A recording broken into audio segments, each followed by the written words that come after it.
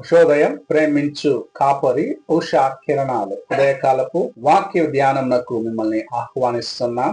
ప్రార్థన. మమ్మల్ని మిక్కిలిగా ప్రేమిస్తున్న పరలోకపు తండ్రి, ఈ ఉదయకాల సమయానికై వందనములు స్తోత్రములు చెల్లించుకుంటున్నాం. మమ్మల్ని ప్రేమించి ఈ దినమును కృపచేత అనుగ్రహించిన విధానాన్ని బట్టి వందనాలు చెల్లించుకుంటున్నాం. తండ్రి, అనేకులు ఈ దినమును చూడలేక నిద్రించినారు. దేవా, మమ్మల్ని ప్రేమించి ఈ దినమును అనుగ్రహించిన నీ కృప కొరకు వందనాలు చెల్లించుకుంటూ నీ ఆశీర్వాదములు నాయన జీవితంలో సంపాదించుకునే కృపను దయచేయమని యేసు పరిశుద్ధ నామమున అడిగి వేడుకుంటున్నాను పరమ తండ్రి, ఆమేన్.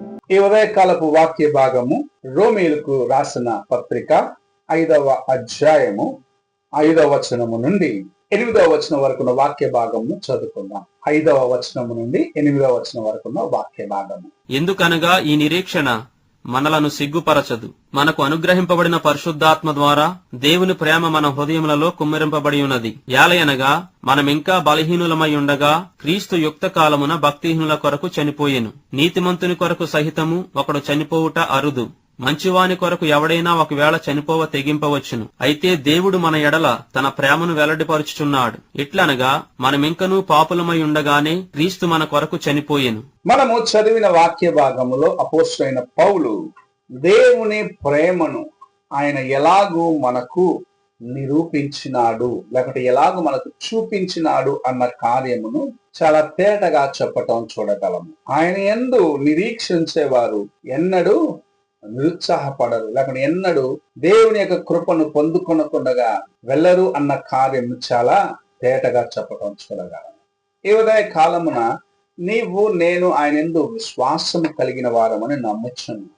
మన యొక్క విశ్వాసము శోధన సమయములో ఎలాగున్నదని మనల్ని మనం పరీక్షించుకోవాలి. ఇక్కడ భక్తుడు రాయొచ్చున్నాడు, అపోస్తలుడైన పౌలు రాయొచ్చు ఉన్నాడు. నీవు ఇంకా బలహీనుడుగా ఉన్నప్పుడే, నీవు సోలిపోయి, నీవు కృంగిపోయి, నీవు నాశనముకు సమీపముగా ఉన్నప్పుడే యుక్త కాలమున, అంటే తగిన సమయమున, నీకు విమోచనకు కారణముగా నిన్ను విడిపించేదానికి ఒక సమయము ఎన్నుకున్నాడు ప్రభు.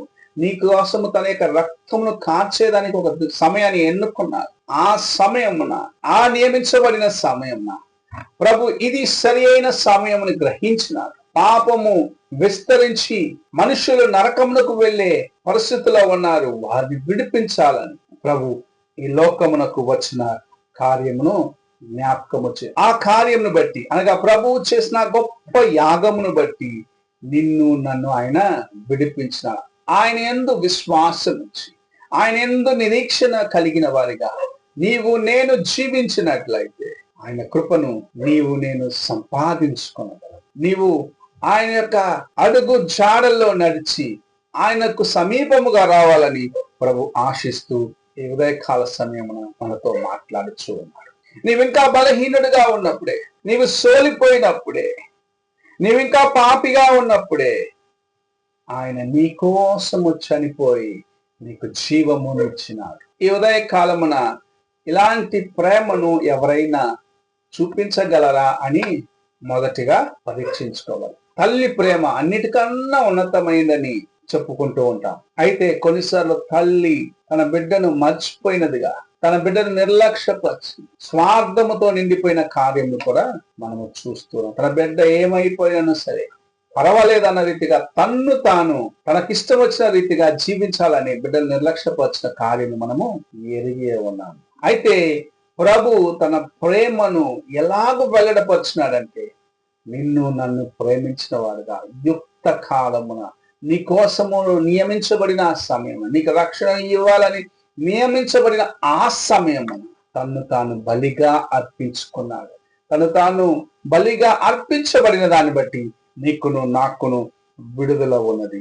ఆయన ప్రేమను ఇలాగ మనకు కనపరిచినాడని గ్రహించుకొని ఆ ప్రేమను నీవు ఇతరులకు చూపించాలని ప్రభు ఆశిస్తూ ఈ ఉదయకాల సమయమున మాట్లాడుచున్నాడు. శిలువ మీద ఆయన పలికిన ప్రతి మాటలో ఎంత గొప్ప సత్యం ఉన్నది, ఎలాంటి ఆదరణ ఉన్నది, ఎలాగో ఆయన తండ్రికి సమీపముగా ఉన్నాడు, ఎలాగో ఆయన ఆత్మను దేవునికి అప్పగించినాడన్న కార్యము మనము చూడగలము.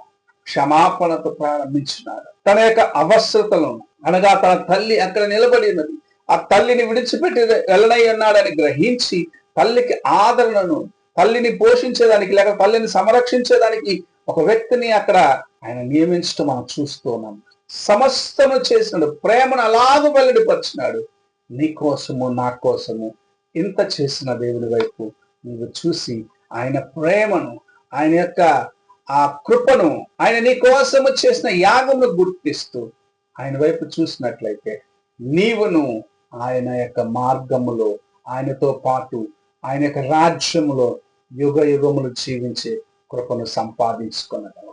యుక్త కాలమున ఆయన ప్రేమను వెల్లడపరిచి నీ కోసము ప్రాణంనిచ్చి రక్షణను సిద్ధపరిచినాడు. నీకు విడుదలను సిద్ధపరిచి నీకు రక్షణను సిద్ధపరిచినాడు. నీ కోసము తన ప్రాణంనిచ్చి రుధిరమును కార్చి సమస్తమును చేసిన ప్రభువును నీవు ఎలాగూ సేవిస్తున్నావు, నీవు ఎలాగూ ఆయన ప్రేమిస్తున్నావో నీ హృదయాన్ని పరీక్షించుకో. ప్రార్థన చేసుకున్నా.